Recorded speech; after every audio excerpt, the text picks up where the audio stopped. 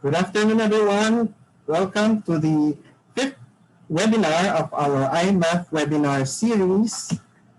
I'm glad that you're all here to join us. Yes, so again, good afternoon. I am Gina Angelo Velasco of the Institute of Mathematics. So this is already our fifth webinar. And for today, we will be having a speaker from the matrix analysis and linear algebra group. Ay, dali na po ah.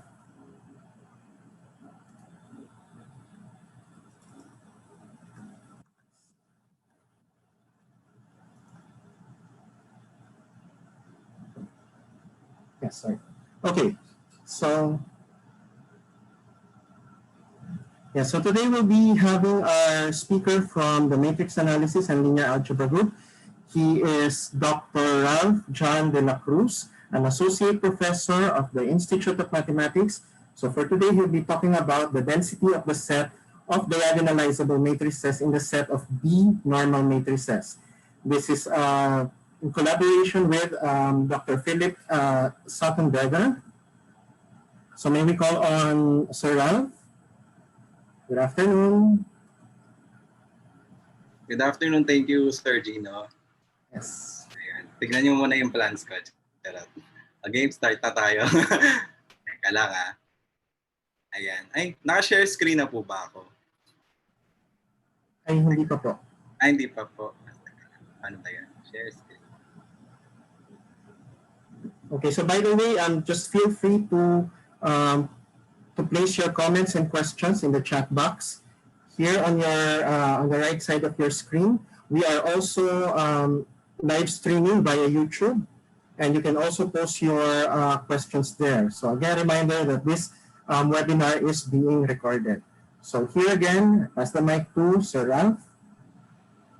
Ay, teka lang po. Ayan na, sir, yan na ba? Naka-share na ba? Yes. Okay. So, good afternoon, everyone. Let me start my talk with introducing yung matrix analysis and linear algebra group. So, ayan yung list ng members namin. Pwede nyo siyang imaginein as a family tree na parang yung nasa pinakataas si Mother Dr. Agnes Paras. At tapos yung mga una niyang mga anak, ayan kaming tatlo ni College Sec Dr. Isa Abara, si soon-to-be Dr. Kenneth De La Rosa, and then yours truly. So yan, tatlong yan.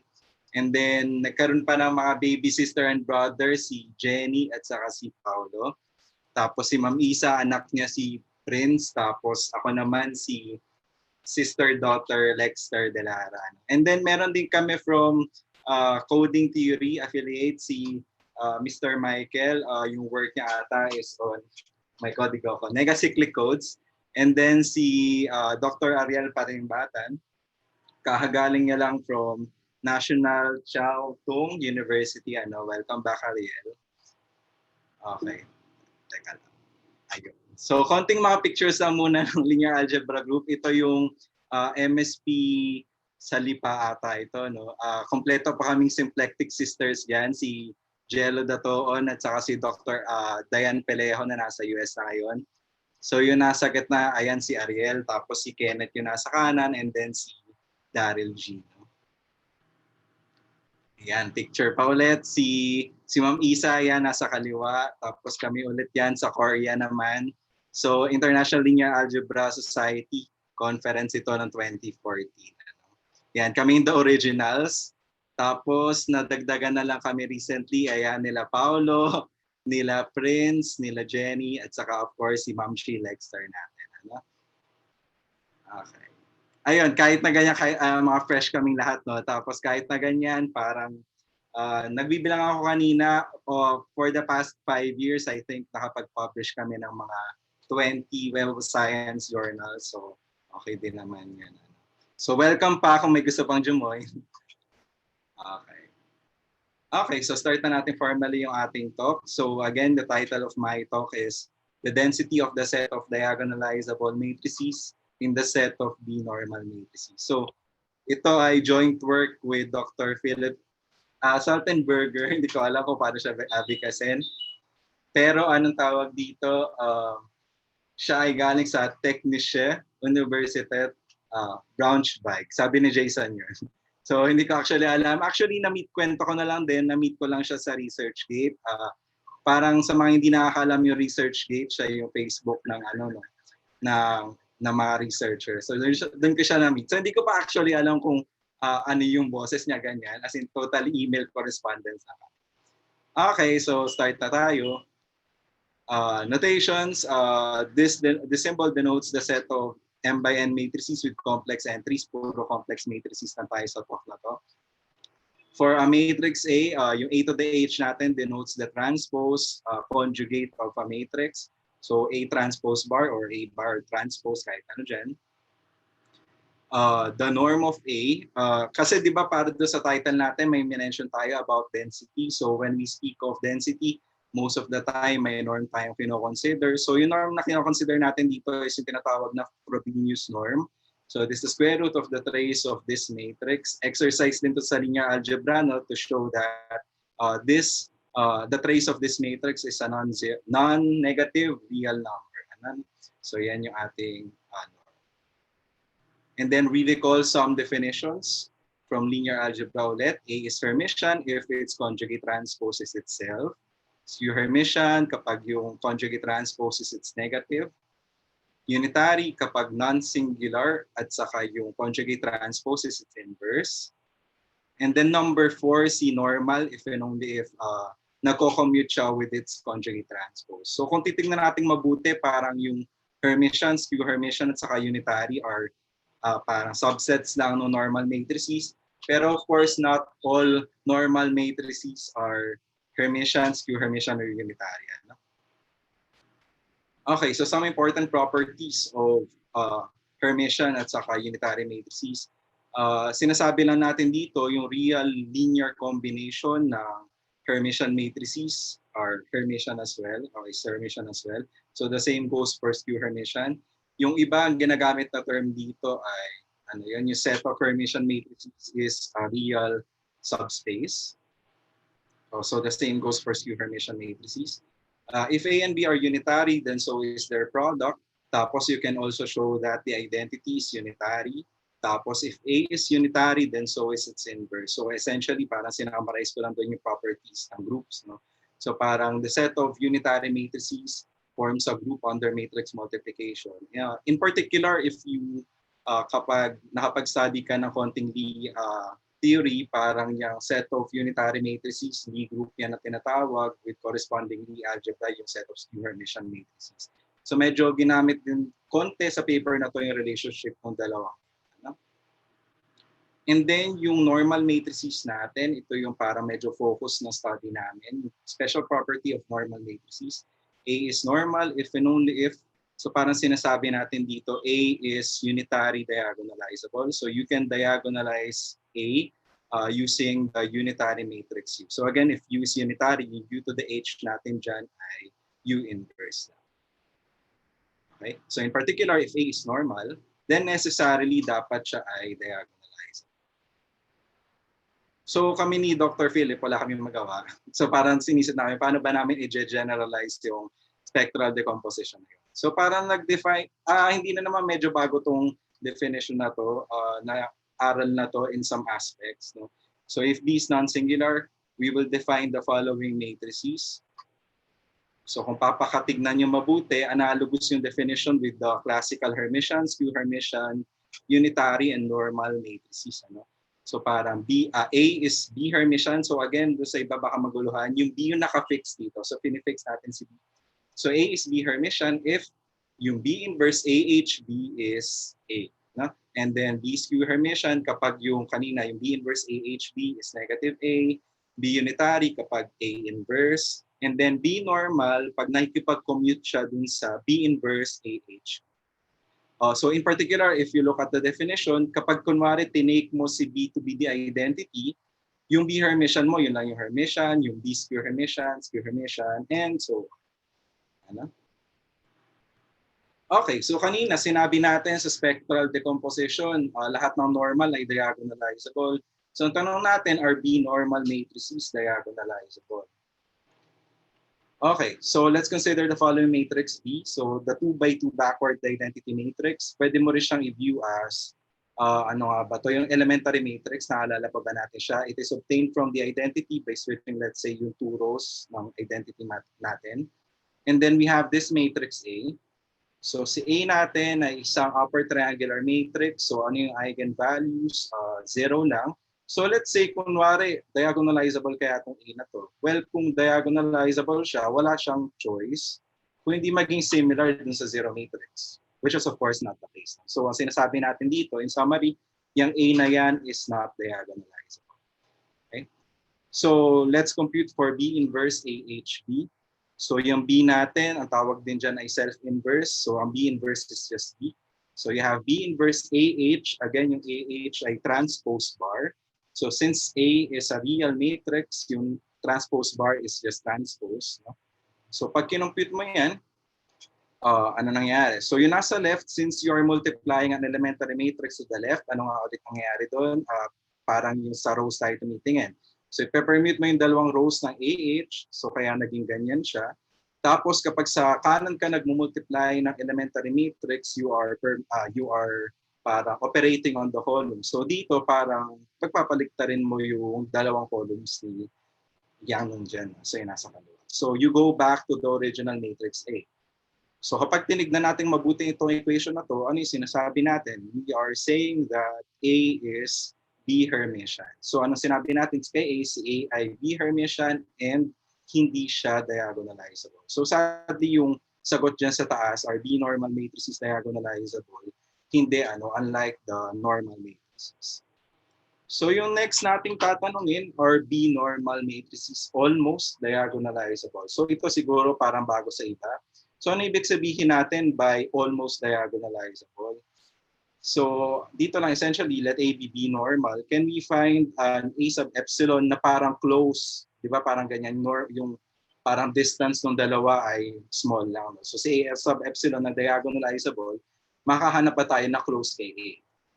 So sa mga konting norm na matrix norms, para madali lang yung sagot dito, yung sagot dyan ay yes, parang actually walang kinalaman yung pagiging B-normal. No? When you have a matrix A, square matrix A always may close sa kanya na diagonalizable matrix. So corny yan. Hindi yan yung i-consider natin. Ang i-consider natin ay ito. Is A almost diagonalizable in the set of B-normal matrices? So ano ibig sabihin natin dyan? So dun sa taas na nakalagay dyan, yung second line, pwede ba nating piliin na yung diagonalizable matrix A sub epsilon to be B-normal as well? So parang si A at saka si A sub epsilon, close sila. Si A sub epsilon ay diagonalizable at B-normal. Pwede ba natin siya piliin agad? Tapos, ayun din, kung medyo nag-analysis tayo, malamang yung tanong na yan, kaya mo i-translate dito sa sentence ako. Is the set of diagonalizable matrices dense in the set of B-normal matrices? So yan yung para medyo naging focus no work namin ni Dr. Philip. And nasagot namin naman siya. Ayan, so yung sinasabi na main theorem namin sa isa namin paper na na-submit na, let B be non-singular such that dinadagdag namin yung assumption na dapat Hermitian siya or skew Hermitian. Then, the set of diagonalizable matrices is dense in the sets of B Hermitian, B skew Hermitian, B unitary, and B normal matrices. So parang, ulit lang, papapicture ko lang ulit. So parang kapag kumuha ako ng isang B Hermitian matrix na A, kunwari, I can find a B Hermitian matrix A sub epsilon na diagonalizable din na close kay A. Yun yung sinasabi niya. And the same goes for skew Hermitian, unitary, and normal matrices. Okay. So for this talk, yung medyo i-focus ko lang din yung case na D is Hermitian kasi kung babalikan natin, if you have a Hermitian matrix A, pwede kang mag-multiply ng complex number I to A. So A is Hermitian if and only if yung IA is skew Hermitian. So actually yung case na BH is equal to negative B, nagpa-follow lang dun sa BH equal to B dahil dun sa relationship na yan. And then what? Si B skew Hermitian, ganun lang din, hindi siya kailangan i-prove kasi nagpa-follow lang din siya dun sa B Hermitian. Yung B unitary, kung maalala niyo sinabi ko kanina, may parang Lie group at saka Lie algebra. Medyo may ganun tayong relationship na gagamitin dito. So from the B-skew Hermitian case, medyo matatranslate natin yung result of the density problem to the B-unitary case. And then yung B-normal matrices, paano siya pinu-prove? Para kung babalikan din natin sa linear algebra, when you have a square matrix A, you can write it as a sum ng Hermitian at saka skew Hermitian. Yung medyo hindi ko na lang ata ginagawa kapag tinuturo ko yung part na yun ay A is normal if and only if nagko-commute yung dalawang yun, yung Hermitian at saka skew Hermitian. So parang gagamitin natin somewhat yung ganong factorization. So parang yung case ng B-normal matrix, nagre-rely siya dun sa case ng B Hermitian at saka B skew Hermitian. So actually parang dito, yung parang pinaka-foundation nilang lahat ay yung B Hermitian na case. So yun yung gagawin natin for this presentation. We outline the proof of the B Hermitian case. So meron tayong parang 3 key results na kailangan ma-discuss para somewhat magka-idea tayo kung ano yung proof no B Hermitian case. So ito yung una, medyo friendly yan. Let B be non-singular, then the set of B Hermitian matrices is an R space. Ano ulit yung R space? R linear space, so parang closed under linear combinations, non-empty. Okay, so let A and C be B Hermitian. Ito na yung proof natin. Then, to verify that it is closed, the set of B Hermitian matrices is closed under linear combination, kunin natin itong B inverse blah blah B. Okay? Tapos using properties of yung conjugate transpose, distribute mo siya over the sum. Tapos take note, A and C, the small a and C are real numbers. So parang technically, when you move A and C out of H, yung may H na yan, dapat magkakaroon sila ng bar. Pero since real number yung A at saka C, magiging ganito lang yung mangyayari. Tapos ano yung next natin gagawin? Ayan, si A natin at saka si C by assumption are B Hermitian. Therefore, itong bagay na to ay magre-reduce dito. Effectively, ang sinasabi natin dyan, yun nga, na yung real linear combination AA plus CC is also B Hermitian. Yan, di ba? Napakadali. Okay, so yan na, first key result. Yung task dito, i-note na rin natin, hindi natin kinailangan yung pagiging, hindi nga ba natin kinailangan? Mukha naman, hindi natin kinailangan yung pagiging B Hermitian, kaya hindi ko talaga sinama sa assumption. Pero dun sa susunod na key result natin, ito, kailangan na natin yung assumption na dapat si B natin ay Hermitian. Makikita natin sa proof kung bakit. So let B be non-singular and Hermitian. Then we can find a B Hermitian matrix with distinct eigenvalues. So ano yung significance ng distinct eigenvalues na yan? Paki-recall, no, ang concern natin ay diagonalizability at isa sa mga parang ang tawag dito, important examples of diagonalizable matrices yung may distinct eigenvalues. So medyo significant din itong result. Okay, so recall that B only has positive or negative eigenvalues. So dyan sa point na yan, may dalawa na tayo nagamit sa assumption, yung pagiging Hermitian. So recall natin kapag Hermitian, dapat real eigenvalues. And of course, kapag non-singular, wala tayo dapat zero eigenvalues. So meron na tayong positive at saka negative. Let this ordered pair be the inertia of B. So yung M plus, yun yung number of positive eigenvalues. Yung M minus, yung number of negative eigenvalues.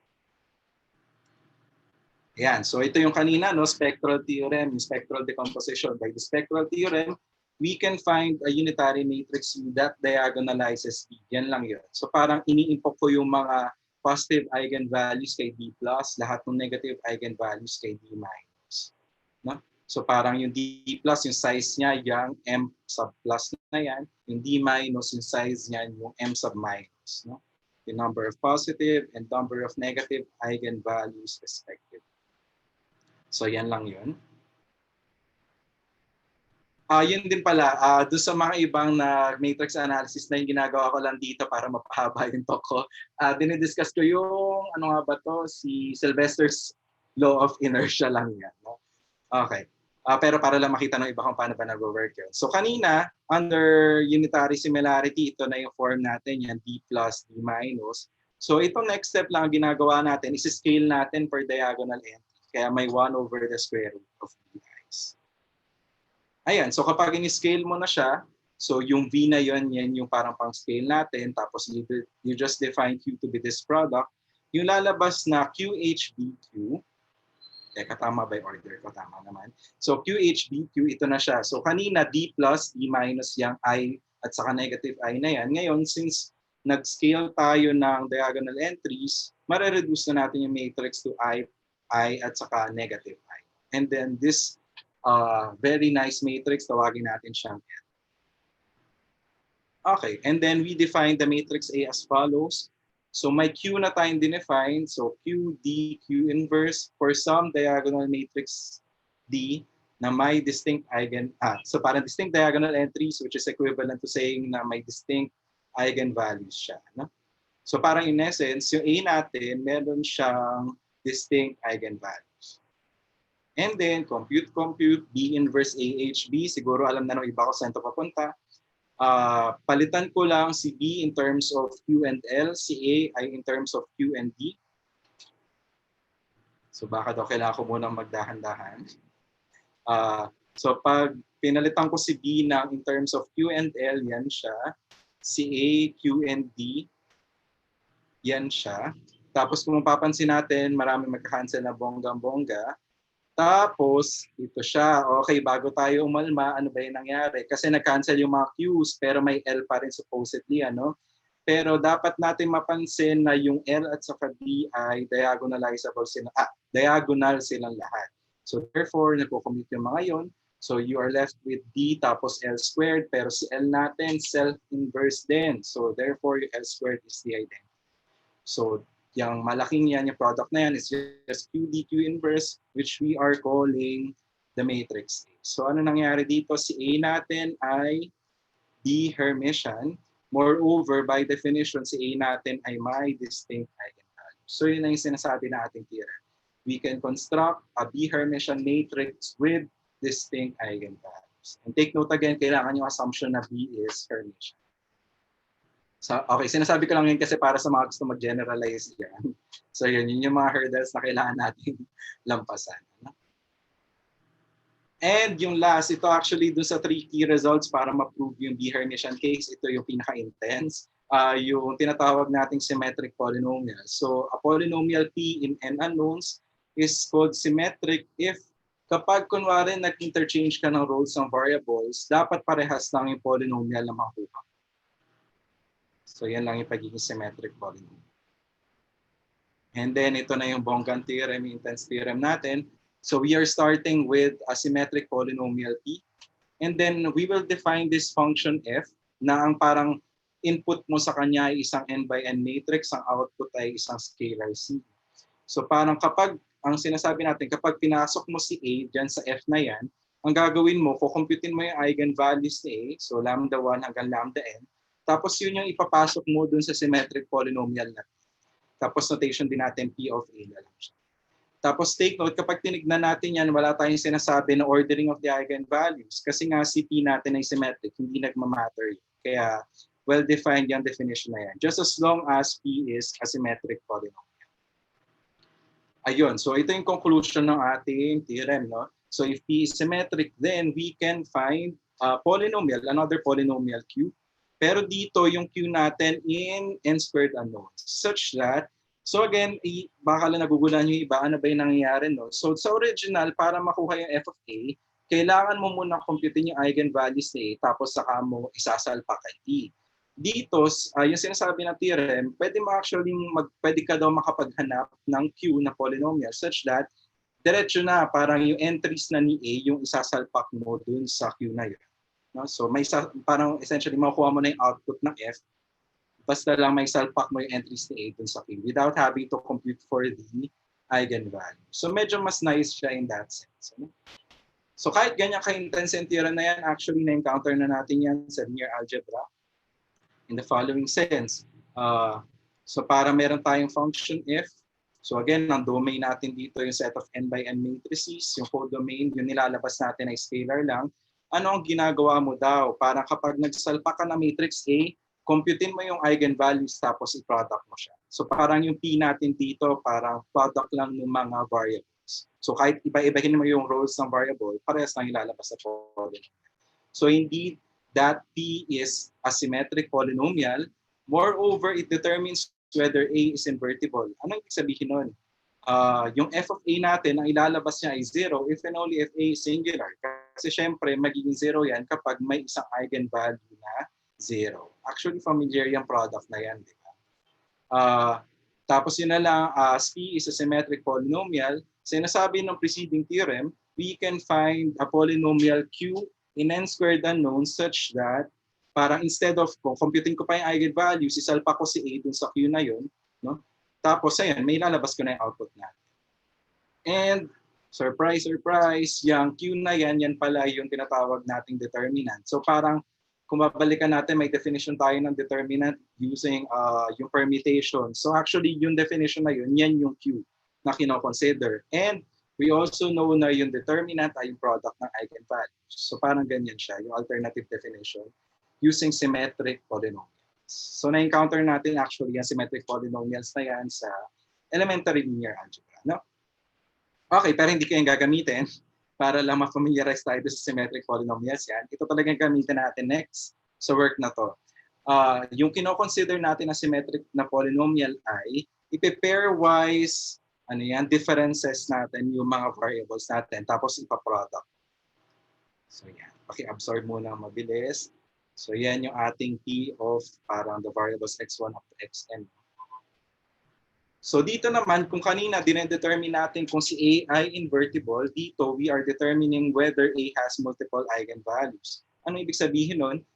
Magiging non-zero lang yung isa, parang iluluwa ni F natin if and only if kapag yung A na sinalpak mo ay may pairwise distinct eigenvalues. P is a symmetric polynomial, and so ano yung sinasabi ng theorem natin? Sinasabi ng theorem natin, instead of dadaan pa ako sa eigenvalues, I can find the polynomial Q na isasalpa ko na lang yung entries ni A para malaman ko, again, ano ba yung ginagawa ng P natin? Ang ginagawa ng P, it determines whether may multiple eigenvalues tayo. So parang, So parang yung Q na yan, gagamitin ko siya para pag nagsalpak ako ng A, non-zero yon if and only if A has distinct eigenvalues. So again, walang parang hindi ko na kailangan mag-compute pa ng eigenvalues. Yan. So yan 3 key results para ma-prove yung ating main theorem. Ito na yung main theorem. Let B be non-singular and Hermitian. Tapos si J yung focus natin dito. Si J yung B Hermitian. What we want to show is makakahanap tayo ng close kay J na B Hermitian at saka diagonalizable. So yun si J prime. Paano mako-construct yung J prime na yan? Okay. Sketch of proof. So una, let Q be the polynomial na pinag-uusapan natin kanina lang. So again, ang ginagawa ng Q, whenever you input a matrix A, magiging non-zero yon if and only if meron tayong distinct eigenvalues. And then, kanina rin na-construct tayo ng B Hermitian matrix na may distinct eigenvalues. So in particular, diagonalizable yan. And then next, we consider the following family of matrices. So si Z natin dito yung parang variable, si J at saka si E naka-fix na yan. So si J yung B Hermitian na focus, si E yung B Hermitian na may distinct eigenvalues. Consider natin yan. And then, co-consider din natin itong Q tilde na polynomial na to. So ano yung Q tilde ng Z? Ano nga ba yan? So may Q tayo kanina.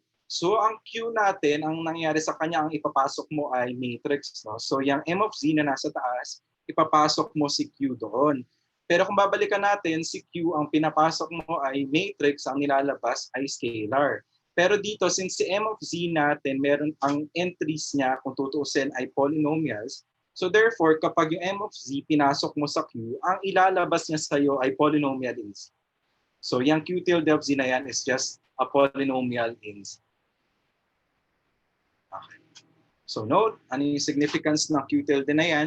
Yung Q tilde of 0, so from the definition, Q of M of 0, so matitira lang sa iyo ay E. So Q of E is non-zero. Ano ulit ang significance ng Q natin? Ang output ng Q ay non-zero. Ano yan? Ay, hindi, mamaya ko na pala yun. Ito naman ang sasabihin ko. So yung Q tilde is not a zero polynomial. So therefore, meron lang siyang finite number of zeros. So in particular, makahanap lang tayo ng finite, ano yan? We can find infinitely many non-zero real numbers. Baka kasi magtaka kayong iba, bakit real numbers yung kailangan ko i-consider? Kasi dun sa first key result natin, sinabi natin na yung set of B-Hermitian matrices is a real subspace. So kailangan, ito kasi yung focus natin, yung C naught J plus E. Para ma-ensure natin na yan ay B-Hermitian, kailangan yung C naught natin na kino-consider ay real dyan. Kaya ko in-emphasize yung infinitely many non-zero real numbers. C naught such that this is true. At ano significance niyan? So note that Q of that matrix is non-zero. Again, ang ginagawa ng Q of something ay sinasabi niya na may distinct eigenvalues yung nasa loob.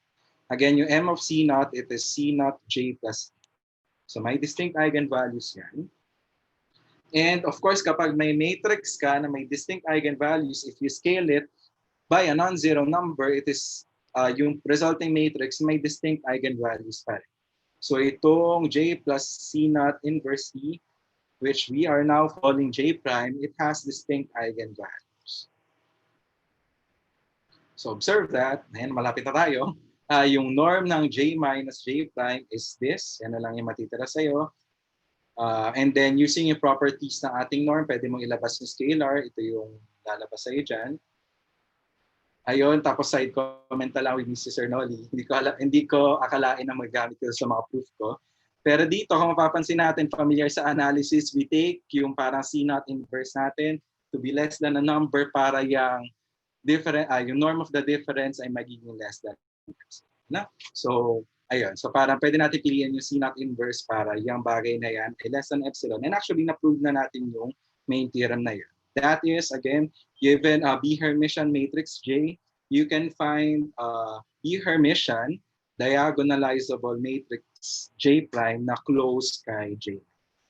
Ayun, so na-prove na natin. I think marami pang time. Ang bilis ko ata, sorry. Pero ganito na lang, mag-discuss na lang ako ng konti pang related result namin ni Dr. Philip.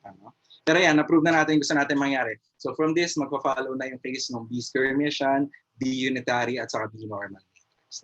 Pero discuss na ako ng some related result.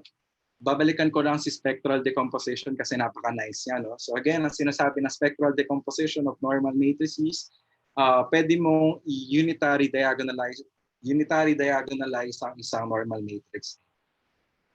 Okay, so yung isa namin kinonsider naman ni Dr. Philip, what if instead of normal, I consider B-normal, and instead of unitary, I consider B-unitary? So yun yung next namin question. If A is B-normal, can we find the B-unitary U and diagonal B such that this is true? So again, parang dinadiagonalize mo yung B-normal A using yung B-unitary U natin.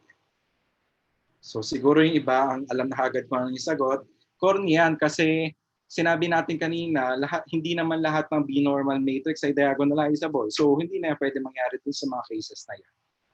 So no, not all B-normal matrices are diagonalizable. So yung next mo pwedeng tanongin, what if i-join mo siya ng another condition? Add mo na A is diagonalizable.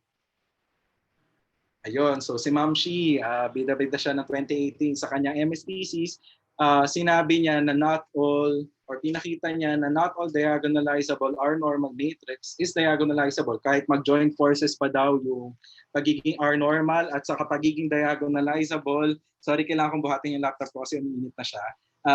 Yung pagiging joint forces mo yung R normal matrix at saka pagiging diagonalizable, hindi pa rin daw enough yon para maging diagonalizable using unitary matrix. So yun yung ginawa ni Lexter in his MS thesis. Moreover, nagbigay din siya na condition. So paano mo kaya ma-determine kung diagonalizable by an R unitary matrix? Pero sa kanya, para medyo fixed yung finix namin dun yung B na kino-consider namin. Ito ang backward identity matrix na yan. Okay. So yung ginawa namin na related study ni Dr. Philip, ito siya. So hindi man kayang ma-B-unitary diagonalize lahat ng R normal and diagonalizable matrices, at the most, ito yung kaya nating marating under our unitary similarity. Medyo sparse pa rin naman, sobrang daming zeros pa rin. No? At actually, para kung pakatitignan natin, lahat ng DIs ay diagonals. So, yung parang medyo pinakaiba na lang sa gusto natin mangyari, epal na lang dito yung D2 at saka D5. So, kapag nawala yan, edi nice na, edi diagonal na. Pero it turns out, hindi kaya siyang mawala always. No? So, sa may D2 at saka D5 dyan. So, si Lexor, ang ginawa niya nga, kailan mawawala yung D2 at saka D5? Yung difference niya dito, nung ginawa niya dun sa ginawa namin ni Dr. Philip. No? Ayun, so, sorry, wala na talaga. Yan na yung next ko na lang ay kung ano yung related study, ano yung mga pwede nyo pang gawin. Sinabi ko nga kanina, what if you want to generalize yung density results? What if you remove the condition of B-Hermitian at saka skew-Hermitian? Nasabi ko na rin kanina kung saan pumasok yung property na yan kung saan namin ginamit. No? So, paano mo kaya tatanggalin yun para ma-prove pa rin yung kanina? Ito sa mga familiar na sa tinatawag na singular value decomposition, pwede mo rin i-consider yung problem na yun. No? Instead of parang UAU inverse, you consider UAV, where U and V are B unitary. And lastly, can we generalize our density results to compact operators? So parang dito matrix, so parang finite dimensional lang. Pero meron kasi tayong tinatawag na spectral decomposition theorem for operators in infinite dimensional spaces, compact operators ata. Ayun, so kinakausap ko recently si BBG, si Jason, about this. Pero medyo wala pa kami napupuntahan. Kung may idea kayo, pwede naman kayong makisama sa amin. Ayun lang. Thank you po sa pakikinig. Thank you very much, Sir Ralph, for the talk. Yan po natin siya ng virtual clap. Okay, thank you. So are there questions from the audience? Meron po mga tanong? Dali, meron ata di. Ay, clap pa na yan. Questions? Yes, Ma'am Isa? Yeah.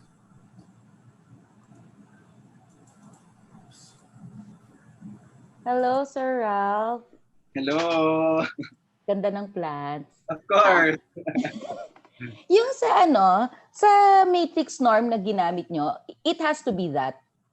Ay, sige pa.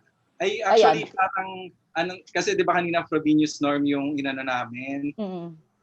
Actually, hindi ko na maalala kung saan part yun lumabas, pero parang alala ko, may small remark kami doon na pwede siyang palitan ng kahit anong yung unitary invariant norm. Basta parang kapag may norm ka na pwede mo ilabas-labas yung unitary, pwede mo palitan ng yun lang ata yung property na kinailangan namin. Parang ganun. Pero para lang may handle kami na, okay, whenever we speak of norms, yung Frobenius yung pag-uusapan, hindi, kaya yun na lang yung nilagay namin. Pero hindi naman po ata necessary. Okay, thank you. Thank you, Dave. Any other question? Thank you, Ma'am Isa. May questions pa po ba? Ay, may question ako. Medyo constructive yung ano niya doon, yung proof niya doon sa existence ng J prime na yun. Tama bang ano ko? Ay, hindi po. Hindi rin siya exactly Hindi po, kasi parang ang mangyayari doon, kailangan hanapin mo yung parang C-naught. Yung parang problema. Ay, yung C-naught. Okay. Opo, parang choose C-naught para yun, ang difference na yun ay less than epsilon. Parang ganun po. Pero kaya naman po makonstruct kasi technically kaya makonstruct yung E tapos nakafix naman yung J. So basta lang masatisfy na yung norm ay less than epsilon. So kaya naman. Kasi doon ako na-curious kung meron bang kayong naipakitang example ng isang actually maganda nga. Ng isang basically approximately tawag sa kanya? Approximately diagonalizable B-diagonalizable matrix. Actually, curious din ako doon sa C na yun. Kasi parang nabanggit mo, balik ka nga doon sa C na yun. Doon sa C0. Kaya nakatingin ako sa chat eh. Ayan. Dito naman sila. So, C. Ito po ba yan? So we can find infinitely many zeros of real numbers. So wala naman ditong restriction na So kumbaga ito talaga free, hindi siya nababound ng anything kasi kailangan nyo siyang paliitin eh. Opo, kailangan ay. So wala naman itong, so unbounded naman itong CNAT na ito. Okay. Tapos kailangan lang real number po para yung lalabas nga na makakonstruct na CNAT J plus D ay B Hermitian. Thank you. Thank you. Meron pa po mga tanong? Yung symmetric polynomial mo, Apo. ano yun? Nagva-vary siya as you vary the A?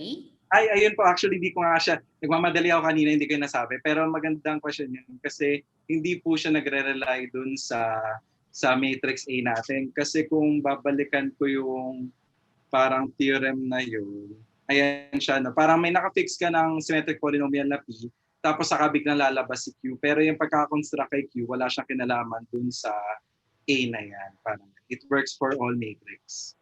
Oh, okay. Parang ganun siya. So parang yung determinant din, parang ganun. Aha. Limitations. Okay. Thank you. Okay po. Thank you, Ma'am Agnes. Meron pa pong ibang tanong? Okay, if there are no more questions, let us give Sir Ralph again another round of virtual applause or heart or party Thank you. whatever you have there. Thank you. Okay, so yun po ang ginagawa na, so isa po ito sa mga ginagawa ng matrix analysis and linear algebra group. Okay, so maraming salamat po sa pagstay. So in 2 weeks, October 19, we will have 2 talks one from the discrete geometry and combinatorics group and another from the GGR group or groups, geometry groups and representations. Okay, so thank you very much. Thank you again, Sir Ralph. Thank you everyone for joining us. So we'll see you again in 2 weeks. Goodbye. Thank you. Bye! Thank you. Salamat, Ralph. Salamat din, Pose. Galing. Actually. Ikahan nyo lang online, ha? Paper na. Ang galing, ha? Nagulat na, parang wala. Nag-contact lang kami doon sa research gate. Kaya gawa na rin yung iba dyan. Baka mamaya may kumontak din sa Oo nga.